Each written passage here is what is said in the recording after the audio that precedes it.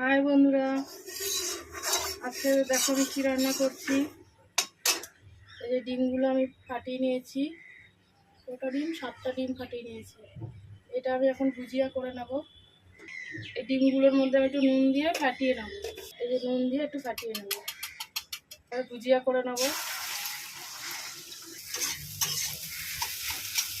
বেশি ভাজবো না। দেখো বন্ধুরা, ডিমের ভুজিয়াটা আমার হয়ে গেছে, নামিয়ে নিলাম। কড়াইতে আমি তেল দিয়ে নিয়েছিলাম, আগে তেলটা গরম হয়ে গেছে। পেঁয়াজ কুচিগুলো আমি দিয়ে দিলাম, দেবো লবণ। এই লবঙ্গ, এলাচ, দারচিনি আমি একটু থেতো করে এর মধ্যে দিয়ে দিলাম।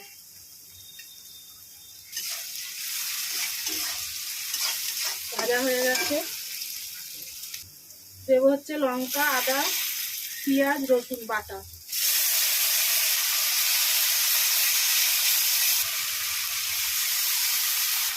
দেবো একটু লঙ্কার গুঁড়ো।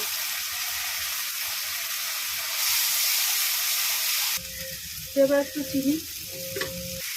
এবার আমি ডিমের ভুজিয়াগুলো দিয়ে দেবো।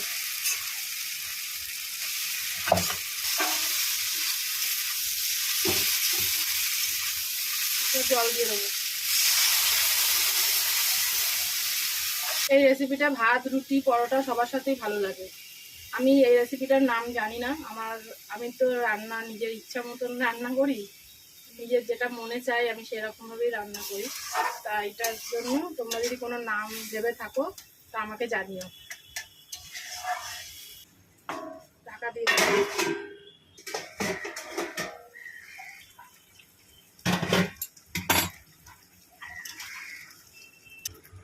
ঝোলটা অনেকটা শুকিয়ে গেছে। দেখো বন্ধুরা, রান্নাটা আমার হয়ে গেছে, কমপ্লিট।